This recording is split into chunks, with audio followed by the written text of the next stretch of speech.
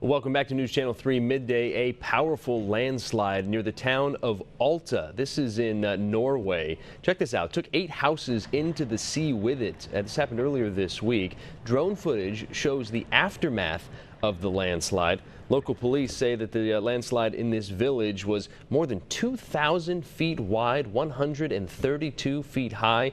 Amazingly, there were no injuries. There was a dog that was washed into the sea, but it was able to swim back safely. Several minor landslides followed, and nearby houses had to be temporarily evacuated. Scary stuff. All right, bittersweet moment here. We get to go to Jason Stiff, which is always great, but it's his last WeatherCast here officially. So, Jason, take your time. You got your full 3.5. We're not slicing any time out of it today. There we go. We're going to miss you. Oh, thank you very much. We're going to miss it too. Well, as you can see, June gloom decided to say hello also. We've had lots of low clouds and fog over the south coast and the central coast too. The temperatures hardly changed through the last 6 to 7 hours in most locations. We've had lots of areas of drizzle. Hasn't amounted to very much. Not real rain, but just so much marine layer moisture. It couldn't help but give us the drizzle and the mist around the area. The temperatures, you can see, still mild, barely warmer than it was this morning, mainly mid-60s on average, but look at how much cooler it is for the inland valleys.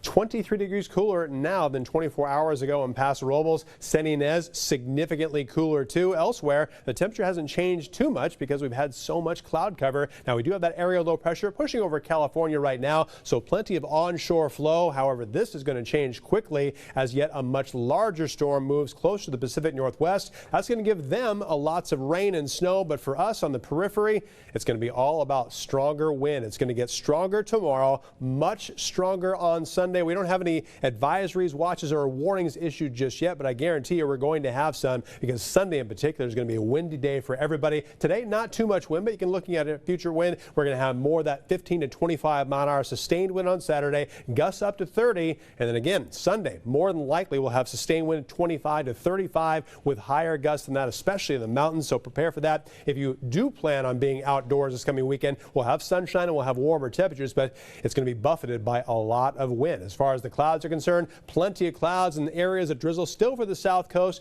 For parts of the central coast, too, we'll have a slight chance for some showers over the mountains of northwestern Ventura County, but it's not going to amount to very much, especially near any populated areas. Then the clouds go away and the wind moves right overhead. We'll have the gusty wind with a clearer sky Saturday afternoon, Saturday evening. A lot of wind for the south coast all the way through Monday, but everyone's going to have that windier weather from Sunday morning through Sunday afternoon into Monday afternoon and evening also. And again, a good chance for advisories, watches, and warnings to be issued, so prepare for that as we move through Saturday, Sunday, and this coming Monday. For today, though, it's going to be all about the marine layer. A significant change those temperatures. We had 90s, triple digits. It was 105 degrees a couple days ago in Paso Robles. Today, eking out a 73-degree high, more mid to upper 60s around the central coast itself, and lower 70s a little bit further away from the coastline for Santa Barbara County. Also upper 60s and lower 70s for highs, well below where we've been just a few days ago, but close to seasonable because we're supposed to have that June gloom a time or two. For the south coast, we still have a very gray sky, but you have a little bit better visibility now. Just make sure you're careful if you're driving up and over the hills and the mountains. We will be encountering that marine layer